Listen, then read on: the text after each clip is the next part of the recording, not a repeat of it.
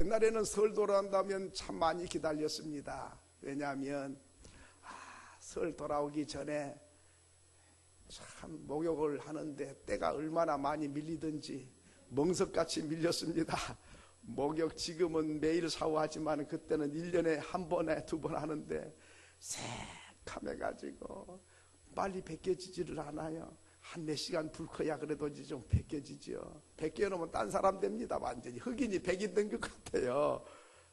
그뿐만 아니라 때때 옷도 한 벌 얻어 입고 또 그런 것도 좋지만은 다른 때는 배가 고파도 설 때가 되면 배가 불러요. 그냥 마루 방에다가 콩떡, 쑥떡, 그저 뭐 묵도 한 달아 써놓고 식혜도 한 달아 있고 좌우지간 한 며칠 동안은 배 두들기고 먹을 만큼 먹는 게 풍성해서 좋았어요. 그런데 여러분 표정을 보니까 뭐 예전같이 그렇게 받고 기다리고 설레는 마음이 별로 없는 것 같아요. 왜 그런 거 생각을 해봤더니 어렸을 때는 자꾸 받으니까 세뱃돈도 받고 뭐 때때옷도 받고 신발도 받고 받으니까 좋더니 어른 되니까 의무가 생겨가지고 세뱃돈 줘야지, 용돈 줘야지, 음식 해야지, 친정 가야지, 시집 가야지. 아이고 골치야 이래가지고 기쁜 마음 별로 없어요. 오히려 스트레스라 그래요. 저와 여러분은 스트레스 받지 않기를 바랍니다. 미국에서 나온 잡지 중에 폴리긴 폴리시라고 하는 잡지가 있습니다. 이 잡지는 외교 전문 잡지입니다. 그러니까 한 지역에서 만든 그 지역을 위한 잡지가 아니고 세계 각국의 외교 전문 잡지입니다. 아주 권위 있는 잡지사에서 약 5년 전에 발표한 게 있습니다. 2040년대가 되면 세계를 움직이는 네 나라가 이 나라가 될 것이다. 이렇게 발표를 했어요. 40년이면 지금 뭐 19년이니까 뭐 10년, 20년 정도 남았죠. 앞으로 20년 후에 세계를 좌지우지할 만큼 영향력을 끼치는 4개 나라가 등장할 것이다. 그러니까 뭐 한 사람이 그런 말 했다면 뭐 또 개가 짖는가 보다 뭐 그렇게 생각할 수 있지만은 이거는 세계 나라들을 속속들이 알고 있고 손바닥 안에 들여다보는 것처럼 그 나라의 경제 사정, 발전 가능성, 잠재력, 정치, 경제, 외교, 안보 모든 분야를 연구해서 앞으로 이 나라가 세계의 패권국이 되겠다 하는 것을 발표했기 때문에 상당히 권위가 있는 것이죠. 될지 안 될지는 아직 모르지만 그런데 그 4나라가 어느 나라냐면 구츠라고 하는 나라다 하는 것입니다. 구츠, G-U-T-S. G는 여러분 잘 아시다시피 저머니 독일입니다. 지금도 독일이 손꼽는 나라인데 유럽에서 최고 일본 주자로 손꼽힙니다. 옛날에는 영국이 앞섰지만 지금은 영국이 독일의 반도 못 따라가요. 아주 EU 국가를 이끌고 있는 막강한 잠재력과 영향력이 있는 독일. 40년대에도 여전히 힘을 발휘할 것이다. U는 여러분 잘 아시다시피 어느 나라일까요? 예? USA. 그냥 딱 잡히죠? 지금도 강국이지만 40년대에도 여전히 1등으로 달릴 것이다 했습니다. 세 번째로는 T라고 하는 나라. 그 나라 아시겠어요? 잡지를 보신 분은 아시는데 보셔도 잘 기억 못하겠죠? 좀 우아스러워요. T는 터키입니다. 근데 터키가 지금 뭐 형편없는데 모든 잠재력과 가능성과 이 모든 걸 볼 때 앞으로 영향력 있는 나라로 일어설 것이다 이렇게 내다봤습니다. 그 다음에 S나라 무슨 나라일까요? S. 이걸 알아야 되는데 다른 건 몰라도 이걸 알아야 돼. 그렇지. 우리 장로님이 참 역시 사업을 하니까 이게 탁 이래 사우스 코리아. 아이, 참 안타까운 건 우리 민족의 위대함을 잘 모른다는 게 문제예요. 우리가 세계의 230개 국가 중에 4개 나라에 올라설 것이다, 이렇게 보는 거죠. 긍지를 가질 수 있기를 바랍니다. 복 많이 받으란다고 해서 받는 게 아니라 그런 잠재력이 남아있는 거지요. 그러니까 저는 이제 관심이 어디 있을까요? 독일이 왜 그럴까? 미국이 왜, 그런 관심이 없어요.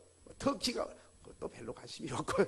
저는 다오지만 우리나라가 무엇을 보고 잠재력이 이렇게 있어가지고 가능성이 있어서 40년대에 4개 나라 강국에 들어갈 수 있다고 했을까?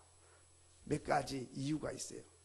그 이유를 보니까 첫째는 대한민국 사람의 근면성. 부지런해. 제가 새벽기도 마치고 껌껌한데 이렇게 산에 올라가 보면 자동차가 그냥 홍수를 이룹니다. 껌껌한데 뭔 일이 그리 바쁜지 열심히 밤중까지 일을 하잖아요. 우리나라 사람은 비행기만 타면 한국 사람인지 아닌지 다 알아버려. 나 한국 사람이라고 이거 아무것도 안 써줘도 딱 보면 알아요. 어떻게 아냐? 비행기가 멈추지도 않았는데 짐 들고 복도에 쫙 줄 서 있어. 아이, 서가지고 문 열고 나가려면 한참 기다려야 되는데 앉아있으면 될 거 아니에요? 다른 나라 사람 다 앉았어. 대한민국 사람 쫙 줄 섰어. 그러니까 이거 대한민국 사람이네. 이거 보면 아는 거예요. 차 타러 갈 때도 그렇고 비행기 탈 때도 그래. 시간 되면 탈꾼하고 나가면 되는데 줄 서 있어요. 아예. 와, 그건 내 자리에 남이 앉지도 않아요. 자기 번호가 다 있어. 그래도 소용없어. 딱 줄 서 있어요. 이야, 그래 내가 그때 하는 거예요. 이야, 우리 대한민국 사람은 두 번째가 뭐 서럽다. 차우치간에 부지런과 열심은 세계적이다. 세계적이야. 보면 저만한 게 아니라 다른 나라 사람이 봐도 다 알아버린다니까. 대한민국 사람 앞서가 버려. 수련회를 해도 그래요. 우리가 수련회 가면은 새벽 기도가 몇 시다, 5시다, 5시 5분 전에 일어나고 세수하고 오면 되잖아요. 아이고, 남자들은 그런 적이 많지만 여자분들은 적어도 30분이나 1시간 전에 일어나가지고 머리 감고 샤워하고 다 찍고 바르고 해가지고 딱 와, 새벽에 시간도 안 됐는데 시끌벅적에 벌써 씻고 닦고 지금 화장하느라고 정신이 없어. 얼마나 부지런한지 몰라요.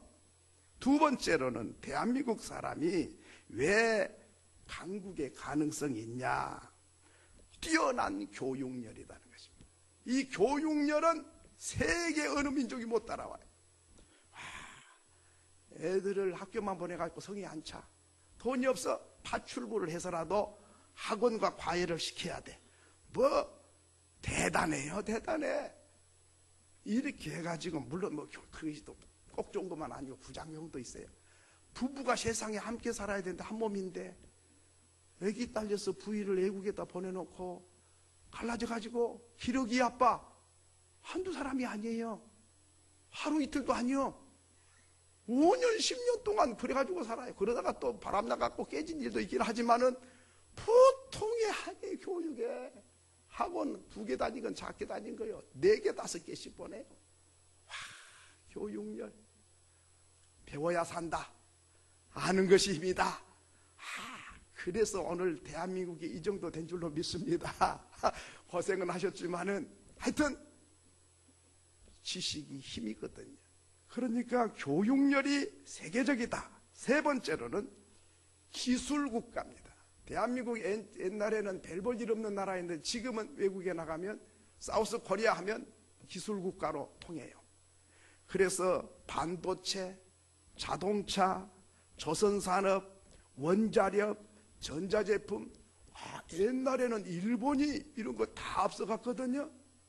우리는 평생 죽을 때까지 일본을 쫓아도 못 갈 줄 알았어요. 그런데 일본이 저 뒤에 쳐졌어요 벌써. 이 기적도 이런 기적이 없어요. 일본 간 사람에게 꼭 부탁해요. 녹음기 하나 사다 달라고. 뭐 하나 사다 달라고. 라디오 하나 사다 달라고. 일제가 좋으니까. 근데 언제부터 국산이 좋은 걸 알았어요? 이거 수입품 아니야. 국산이 좋아. 명품이 국산이 명품이 됐어요. 대단한 거지요. 대한민국은 기술에 앞서가는 나라다 하는 것이죠. 네 번째로는 대한민국이 무엇 때문에 앞서가게 됐냐 하면 세계에 흩어져 있는 700만 한민족이 지금 이민 가서 살고 있는데 186개 나라에 700만이 흩어져 살고 있습니다. 그런데요, 이 700만이 그냥 흩어져서 이민 가서 살기만 하는 게 아니에요. 네트워크를 연결을 해가지고 세계에 한류를 주도해요. 그래서 세계 각국에 가서 영향력을 끼치고 있어요. 이러니까 이게 보통이 아닌 거예요. 옛날에 라디오도 없어가지고 옆 나라에 뭔 일이 일어난 줄도 몰랐는데 우리나라 사람이 저 알라스카 하며 북극과 남극에도 가 있어요. 밤이 6개월 동안 밤인 그 나라에도 가 있어요. 더워서 못 사는 저 사막에도 가 있어요.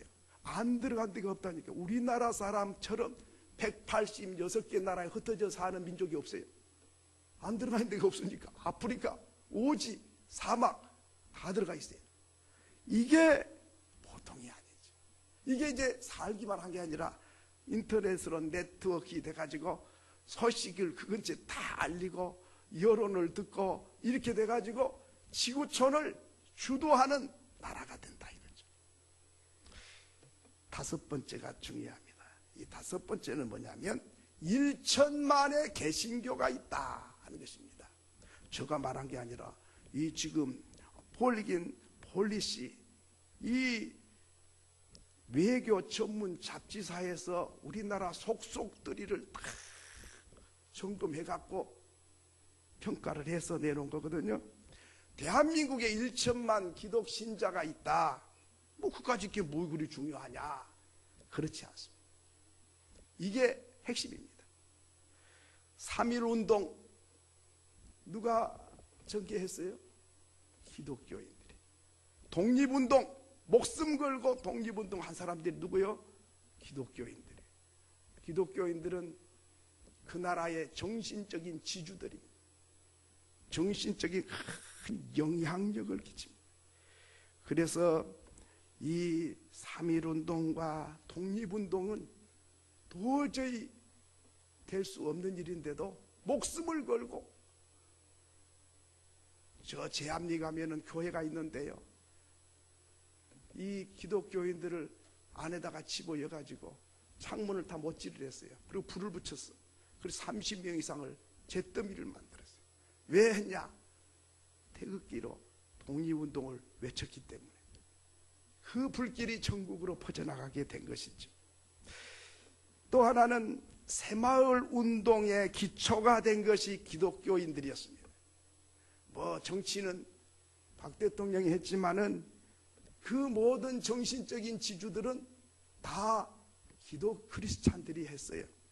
그래서 새벽종이 울렸네, 새아침이 밝았네, 우리 모두 일어나, 이게 노래를 부른 이 새벽종이 어디서 나온 거예요? 새벽기도 나오라고 새벽종을 쳤어요. 새벽종 요즘에는 몰라, 안 치니까. 그때 종 쳐다가 시대에 따라서 쳐야 된다 그래서 종소리는 너무 시끄러워. 근데 차임벨 노래소리로 흘렀어요. 그것도 오염이 되고 사람들 그 수면에 방해된다고 하지 말아서 지금 하지도 않고 있고, 그때는 시계도 없었지만 다 시계 차고 있고 핸드폰 있으니까 이제 그거 없어도 올 수 있다 해서 하지만 새벽종이 어디서 쳐요? 교회에서 쳐요. 그래서 그렇게 노래를 만든 거예요. 그런가 하면 IMF 때 우리가 국가가 부도가 났어요. 얼마가 없어서 부도 났냐면 외환 부채 304억 불이 없어가지고 나라가 부도가 났어요. 그래서 IMF로부터 자금을 빌려와야 했어요. 빌려준 데는 그냥 빌려주는 게 아니죠. 모든 주권을 내놔야 돼. 자기들 하란 대로 해야지 빌려줘. 그러니까 이게 보통 문제가 아니잖아요. 우리 하고 싶은 대로 못해 이제.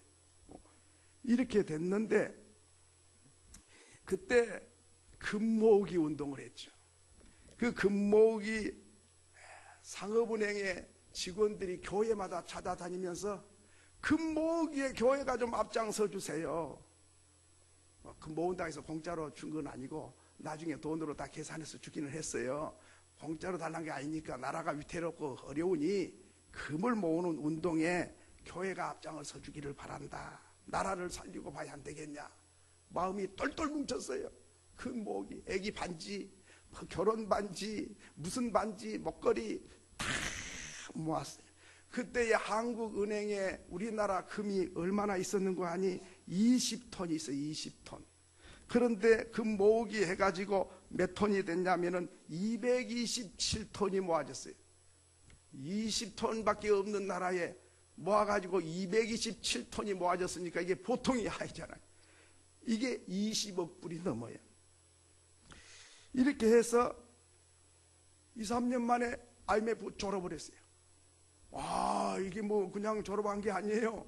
10년, 20년, 30년 가도 졸업 못하는 나라가 많이 있어요. 지금도 힘들어서 빌려 쓰는데 무슨 재주가 있다고 갚고 하겠어요. 우리는 도움받던 나라가 이제는 도와주는 나라가 됐어요. 보통 일이 아닙니다. 기적 중에 기적이죠. 그걸 갖다 뭐라 그래요? 한강의 기적이 일어났다 그래요. 우리 기독교인들이 똘똘 뭉쳐서 대한만 반도에 기름띠가 흘러가지고 새카매가지고 고기도 죽어가고 새도 죽어가고 조개가 다 죽어갔어요. 저거 수십 년 지나도 저건 회복이 안 돼.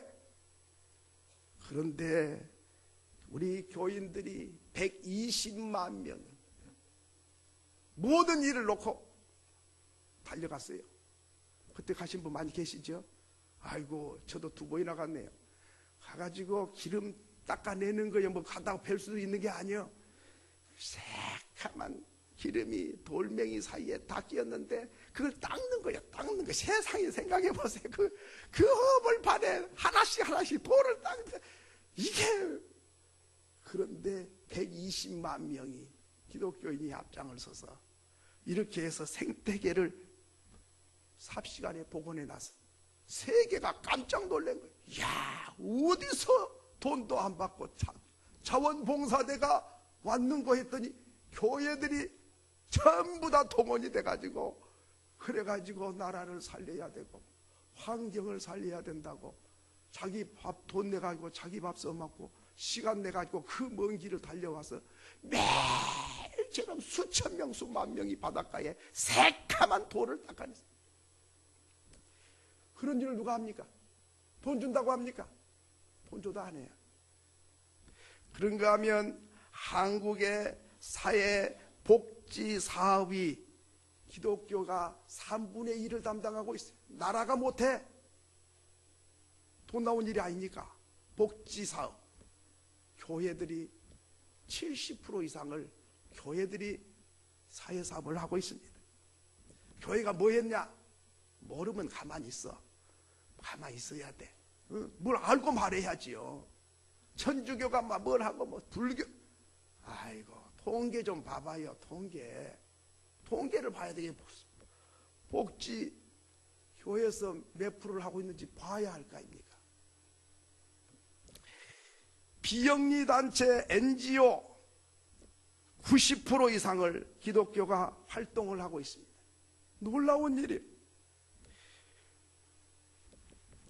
그런가 하면 각계각층 모든 분야에 정치, 경제, 외교, 문화, 교육 모든 각계각층의 기독교인들이 들어가서 역할을 하고 있어요. 역할.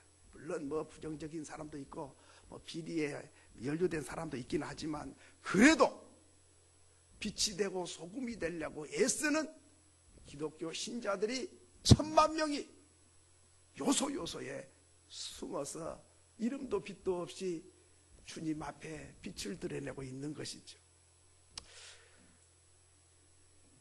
2040년대에 세계를 움직이는 영향력 있는 4개 나라 중에 이 작은 나라가 가능성이 있다. 야, 흥분되지 않습니까?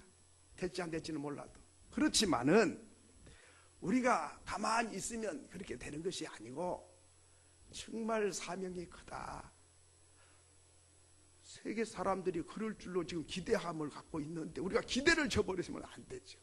또 하나님이 원하시는 일이 무엇인가 오늘 생각해 보려고 합니다. 우리가 새해가 되면 복 많이 받으세요 인사들 하지만 복 많이 받으라 그런다고 받지 말라 그런다고 안 받으면 뭔 걱정이 있겠어요. 그런데 오늘 우리가 복을 나누어 주는 사람이에요. 그러면 기독교인의 정체성을 몇 가지를 보면 첫째는 심판과 진노를 나누어 주는 사람도 있어요. 그 사람 누구냐? 모세 시대의 고라 같은 사람들, 반역하고 불순종하고 원망하고 당을 짓고 이래가지고 하나님께서 땅바닥을 쫙 갈라지게 해가지고 지진이 나가지고 고라 자손들을 수백 명이 땅바닥에 산채로 떼죽음을 당했어요. 같이 애굽에서 나왔던 사람들인데 홍해를 같이 건넜던 사람들인데 아침마다 만나를 같이 나눠 먹은 사람들인데 불기둥과 구름기둥을 인도를 바꿔왔던 사람들인데 원망하고 불순종하고 애굽으로 돌아가자 그러고 그래서 백성들의 마음이 상하고 갈등을 느끼고 분쟁을 일으키고 이렇게 하더니 하나님께서 보란듯이 심판을 했어요.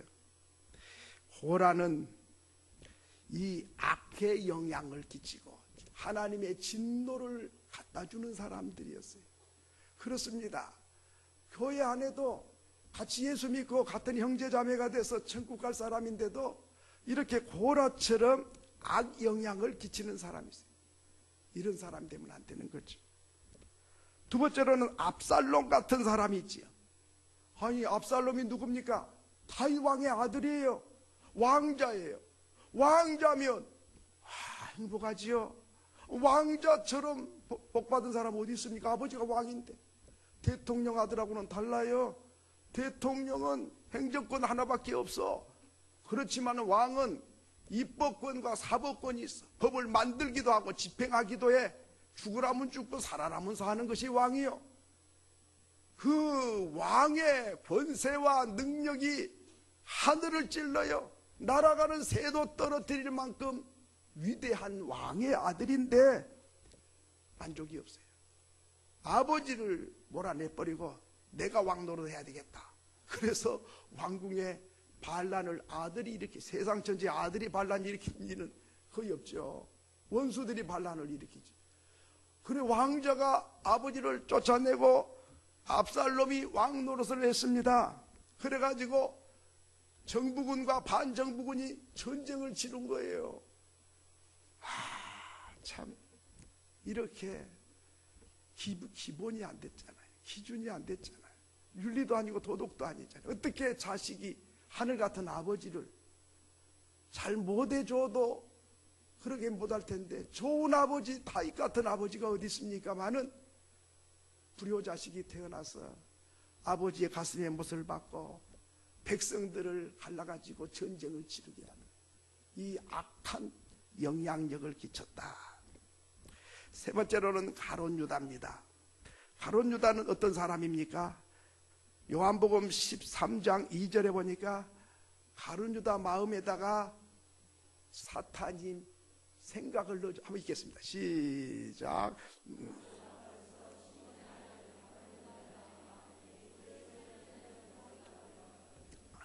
가룟 유다 마음에 뭘 넣었어요? 예수를 팔려는 생각을 넣어줬다. 야, 여러분 우리가 주의해야 됩니다. 가룟 유다가 누구요? 예수 제자요. 3년이나 예수님 따라다닌 제자고 돈주머니 맡은 제자. 돈주머니 아무나 맡깁니까? 훔쳐갈까 봐서 가장 믿을 만한 사람에게 맡기는데 가룟 유다에게 맡겼는데 가룟 유다 마음속에 예수를 팔아라고 하는 생각을 넣어줬다. 누가? 마귀가. 그럼 생각이 들어오면 사탄아 물러가라 그러면 좋은데 아이고 네 말이 맞다. 예수 3년 동안 따라다녀봐야 막 배만 고프고 생긴 것도 없고 예수라도 팔아서 돈 챙기는 게 맞겠다. 사단의 생각을 아멘으로 화답을 했어요. 동의했어요. 그러니까 사단이 한 걸음 더 진보를 해요. 그래서 요한복음 13장 27절에 보니까 사단이 이제는 또 어떻게 하지? 시작.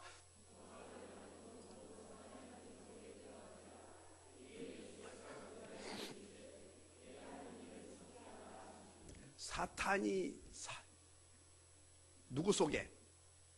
가룟 유다 속에 어떻게 했다? 들어가 버렸어. 그러니까 껍데기는 가룟 유다인데 속에는 사탄이 들어서 사탄이 시킨 대로 말하고 시킨 대로 행동을 하게 된 거예요. 껍데기는 사람이지만은 주인은 사탄이. 제자가 사탄의 사람이 된 거죠. 바로 이런 사람, 사탄의 말을 듣거나 사탄의 생각을 가지거나 사탄이 들어와 버리면 예수님과 원수가 되는 거예요. 내 안에 누가 들어왔냐가 중요합니다. 성령이 들어와 계시면 내가 하나님의 사람이 되고, 사탄이 들어오면 사탄의 사람이 돼요. 그런데 겉은 멀쩡하니까 사람인데 사탄이라고 하면 열받아. 내가 왜 사탄이야? 그런데 껍데기는 사탄 아니라니까. 속에가 지금 사탄이 안 보이게 들어가 있다니까요. 근데 저 멀리 있는 저 김정은 마음에 사탄이 있다 그러면 뭐 이해가 되죠. 뭐 그 나쁜 사람이니까 그러겠지. 그런데 아니 예수님의 제자인 가룟 유다 마음속에 사탄이 들어가 있는 것을 누가 아냐 이 말이죠. 겉으로 볼 때는 아무도 모르지요. 예수님이 사탄아 그러니까 내가 왜 사탄이에요? 그랬을지 모르지요. 그런데 이미 사탄이 생각을 넣어주고 생각에 동의하니까 사탄이 속에 들어가서 왕 노릇을 하고 명령을 내리는 주인 노릇을 하게 됐다. 이런 사람들은 교회를 다니고 예수를 믿어도 이 사람들은 복을 운반하는 사람이 아니라 심판과 진노를 운반하는 사람들, 간 데마다 심판과 진노를 안겨주는 사람, 악 영향을 끼치는 악의 축이 돼서 사는 사람이다. 여러분, 하와도 사단이 먹지 말라는 선악과를 따먹게 되지요. 사단의 말을 듣고 따먹는 거예요. 이거 먹지 말라 했어. 아니야, 먹으면 눈도 밝아지고 하나님처럼 높아져. 그래 따먹고 남편에게 줘서 아담도 따먹게. 사단의 말을 듣기 전에는 상당히 괜찮은 사람인데 사단의 말을 듣고 난 뒤로부터는 사탄의 사람이 돼버리는 거예요.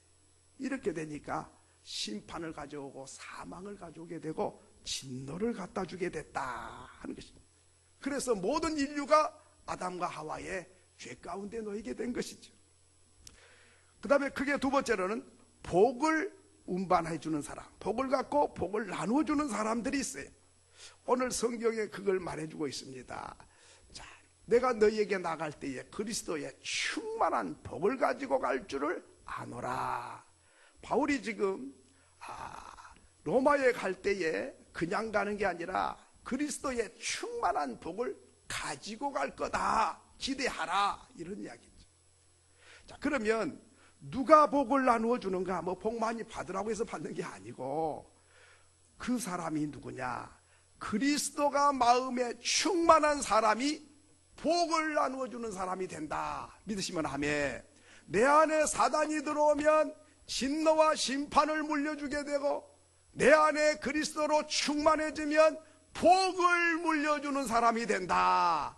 저와 여러분이 그 사람 될 수 있기를 바랍니다. 그렇게 또 아침에는 잡수지도 않고 오셨는지 힘이 없어. 아멘. 이러십니까? 그리스도로 충만해야 내가 행복해. 그리고 그리스도로 충만해야 복을 나눠줄 수 있는 사람이 되는 거예요. 믿으십니까? 예. 자, 그러면 그 사람이 누구냐? 그런 증인이 있는가? 있어요. 요셉이라고 하는 사람입니다. 요셉이 형들이 팔아서 애굽으로 종살이로 팔려갔습니다. 보디발의 집에 갔습니다. 보디발은 하나님 믿는 사람 아니에요. 그런데 창세기 39장 3절로 5절에 보니까 요셉이 하나님을 믿었더니 보디발의 집에 하나님이 복을 줘서 범사가 형통해졌다. 믿으시면 아멘. 아니 보디발은 형편없다니까. 그 부인은 더 형편없어요. 그런데 요셉이는 그리스도로 충만해. 그러니까 그 사람이 가서 일하는 그 집의 주인과는 하나님과 상관도 없어도 요셉 때문에 그 집에 형통하고 잘되는 복을 줬다. 요셉이는 복을 나누어 주는 사람, 복을 갖다 주는 사람이 된 것이죠. 야곱이가 집에서 쫓겨나서 이제 애삼촌 집에 갔습니다. 애삼촌 집에 가기 전에는 애삼촌이 사는 게 별 볼 일이 없었는데 야곱이가 간 뒤로부터는 소떼 양떼가 늘어나가지고 거부가 됐다. 야곱이는 하나님의 복을 갖다 주는 사람이 된 거죠. 갈 때는 거지로 갔어. 빈털터리로 갔어. 그렇지만은 그 안에 그리스도가 충만해. 그리스도가 충만하면 나도 행복하고 내가 머무는 그 주변 사람도 다 행복해지는 거죠. 요셉이도 종으로 팔려가도 보디발의 집이 행복해지잖아요. 요셉이가 감옥에 갔어요. 보디발의 아내가 누명을 씌워가지고 자기가 짝짝꿍 하자 그래놓고 동치미 먹자 그래놓고는 이제 제가 동치미 먹자 그랬다고 뒤집어 씌워가지고 감옥에 보내. 동치미가 뭔 말인지를 아실랑가 잘 모르겠는데 여러분 그 집에 복을 받겠어요. 근데 감옥에 갔어요. 감옥에 갔지만은 감옥에 있는 죄소자들이 다 요셉 때문에 형통하고 기쁘고 꿈 해몽을 해주고 희망을 주고 소망을 주는 거예요. 감옥이지만은 할렐루야야. 왜? 요셉이는 그리스도로 충만해. 그러니까 감옥에 가면 감옥에 있는 사람들이 행복해지는 거예요. 왜? 복을 갖다 줬습니까? 그런가 하면 요셉이가 감옥에서 또 술 맡은 관원의 꿈을 해몽해줘가지고 바로왕의 꿈을 다 해몽을 해줘가지고 애굽 나라의 총리가 됐을 때 7년 동안 흉년이 들어서 배고파 죽어갈 때에 백성들에게 풍년 때에 모아둔 곡식으로 다 먹여 살려. 애굽 나라가 그거 뭐 복받을 나라가 아니잖아요. 그렇지만은 복을 가지고 간 요셉 때문에 다른 나라 사람 다 굶어 죽어도 곡식이 차고 넘치는 거예요. 왜? 요셉이가 복을 갖다 줬기 때문에. 요셉이 갖다 준 건 아닌데 요셉을 통해서 하나님이 그 백성에게 복을 주신 거예요.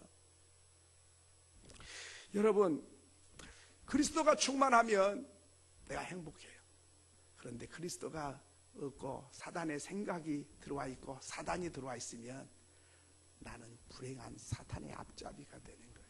나만 불행한 게 아니에요. 내 주변 사람이 불행해져. 그런데 내 안에 그리스도가 충만하면 여러분 성공자가 누구요? 돈 많은 사람이 성공한 사람입니까? 그게 아니에요.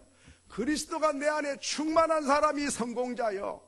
그리스도가 내 안에 충만한 사람이 행복자요. 그리스도가 내 안에 충만한 사람이 복의 그런자요. 그 사람이 복을 운반하는 사람인 줄로 믿습니다. 그렇기 때문에 내 안에 그리스도가 충만하냐 안 하냐가 결정적인 것이지 돈 몇 푼이 많냐 안 많냐 뭐 하는 일이 잘 되냐 안 되냐 조금 높냐 낮냐 그런 건 별로 소중한 게 아니에요.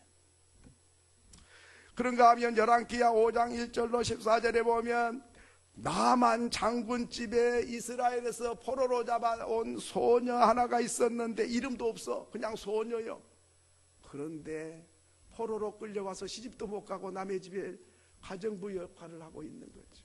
그런데 주인집 나만 장군이 별을 몇 개씩이나 타는 총사령관인데 그런데 문둥병이 들어서 썩어져 가고 있어. 그때에 주인님 우리나라 이스라엘에 엘리사 선지자가 있는데 선지자를 만나면 문둥병 고칠 수 있어요. 다른 사람 말하면 귓가에도 안 들었는데 그 소녀가 얼마나 진실하고 얼마나 참 믿을만한지 임금님 앞에 임금님 나 이스라엘 좀 다녀오겠습니다. 뭐 하려고? 그 가면은 선지자가 있다는데 가면 병을 고칠 수 있대요. 좀 보내주세요. 알았다고 고친다면 뭘 못 해주겠냐? 은금 보화를 선물로 쏴줬더니 그걸 가지고 이스라엘에 가서 엘리사를 만나서 여단강에 가서 7번 몸을 씻고 나니까 어린아이 살결처럼 깨끗하게 거짓말처럼 나가지고 온 거죠. 와, 얼마나 좋았을까요?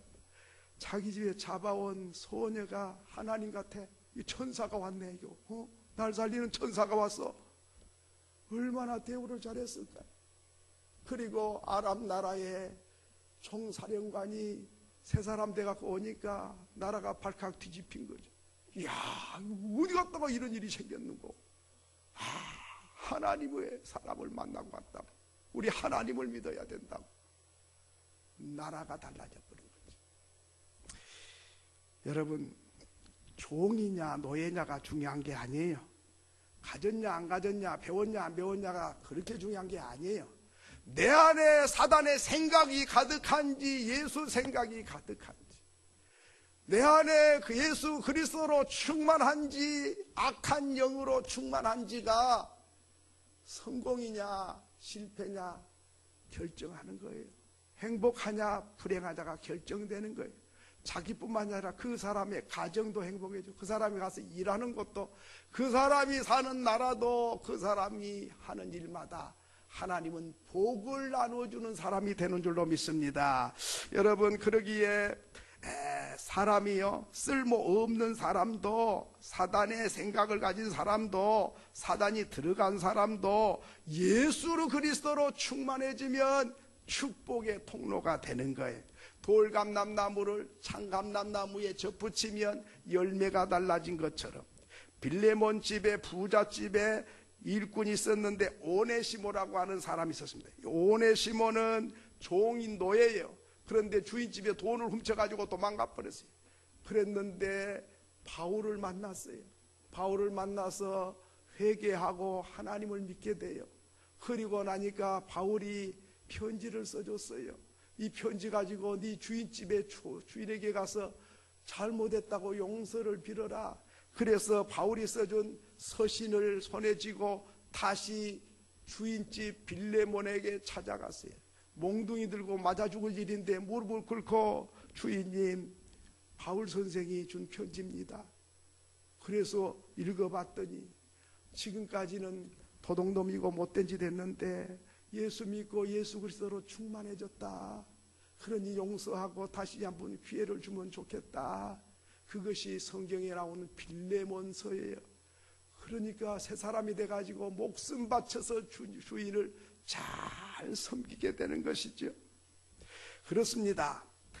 이렇게 쓸모없는 사람도 그리스도로 충만해지면 쓸모있는 자가 되고, 불행한 사람도 그리스도가 충만해지면 행복한 사람 되고, 실패자도 그리스도로 충만해지면 놀라운 성공자가 되는 줄을 믿습니다. 바울이 그런 사람이요. 예수 믿는 사람 잡아 죽이는데 1등. 어디까지는 다메섹. 다메섹이 어디냐면 지금으로 말하면 시리아 다마스커스. 거기가 얼마나 되면 예루살렘에서 다메섹까지 거리가 일주일 동안 걸어가야 돼. 그런데 사람 살리려고 간 것도 아니고, 돈 벌기 위해서 간 것도 아니고, 예수 믿는 사람 죽이려고 일주일 동안이나 걸어간 사람이요. 악종 중에 악종이요. 아니, 작심삼일이라고 3일 지나면 마음이 흔들리고 이래야 되지, 세상에 예수 믿는 사람 죽이는 것을 일주일 동안 가도 안 변했다니까. 와, 그런 바울이었는데 하늘에서 빛이 비치고 음성이 들리기를, 사오라 사오라 어찌하여 네가 나를 핍박하느냐. 주여 누구십니까? 네가 핍박하는 예수다. 아이고, 예수가 죽은 줄 알았더니 살아가지고 자기에게 만나지니까 그때 꼬꾸라져 가지고, 알았습니다, 내가 죄인입니다. 회개하고 예수님을 마음에 충만히 모시고 이제 사도가 돼가지고, 그래서 이제 로마로 복음을 전하러 가면서 로마에다가 편지하기를, 내가 갈 때에 그냥 가는 게 아니야, 돈 갖고 가는 게 아니야, 그리스도의 충만한 복을 가지고 너에게 갈 것이다. 여러분, 왜 유럽이 그렇게 선진국이고 잘 산지 아십니까? 이유를 아시면 내가 상을 하나 드려요. 유럽이 아시아보다, 아프리카보다, 전 남미 쪽보다 참 멋지고 잘 사는 나라가 유럽에 가득해요. 그 원인이 어디 있는지 아십니까? 그 원인은 IQ가 높은 게 아니에요. 자원이 많은 게 아니에요. 사도행전 16장 6절에 보면 바울이 아세아 쪽으로 선교를 오려고 계획을 세웠어요. 그런데 기도하다 보니까 마게도냐 사람이 막 손짓하면서 우리 좀 도와달라고 손짓을 하는 환상을 봤어요. 그러니까 사도행전 16장 9절에 보니까 환상 본데 한번 읽겠습니다. 시작.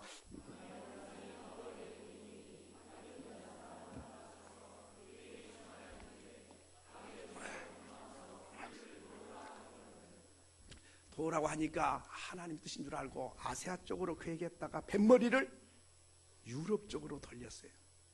그래서 첫 번째가 세운 교회가 빌립보, 두 번째가 데살로니가, 세 번째가 고린도, 에베소, 이렇게 해서 그쪽에 복음을 들고 간 거죠. 그리스도의 충만한 복을 갖고 간 거예요.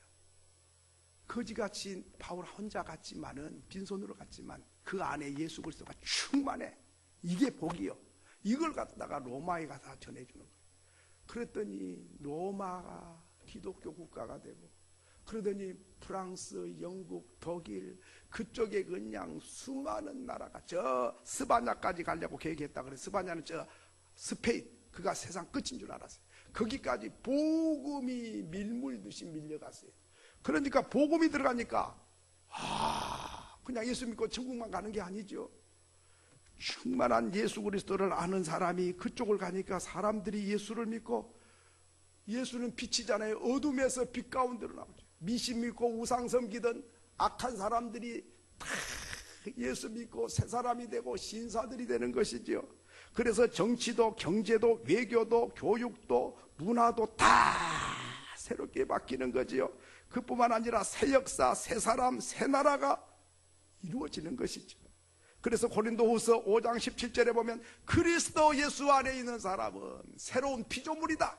이전 것은 지나갔으니 보라 새 것이 되었도다. 그리스도 예수 안에서는 새 사람, 새 마음, 새 가정, 새 사회가 되는 거지요. 새 나라가 되는 거죠. 유럽이 그래서 예수가, 바울이 가니까 유럽이 달라지니까, 그 복음이 돌아서 저 아프리카로 가고 저 미국으로 갔다가, 그래서 저 카나다로 해가지고 돌아서 아시아로 이게 복음이 전해온 거죠. 그래서 130년 전에 우리나라에 복음이 들어와서 미신 믿고 우상 섬기던 백성이 밝게 되고 인권이 살아나고 이 가치관이 바로 되고, 그래서 나라가 반듯하게 되고 살 길이 열린 것이지요. 창세기 12장 1절로 3절에 보면 하나님께서 아브라함을 본토 친척 아비집을 떠나서 내가 지시할 땅으로 가라. 내가 너를 큰 민족을 이루고 네 이름을 창대하게 유명하게 해주고 복의 근원자가 되고 만민이 너로 인하여 복을 얻게 될 것이라. 믿으시면 아멘. 예수 믿는 사람은 나만 복받고 천국 가는 게 아니에요.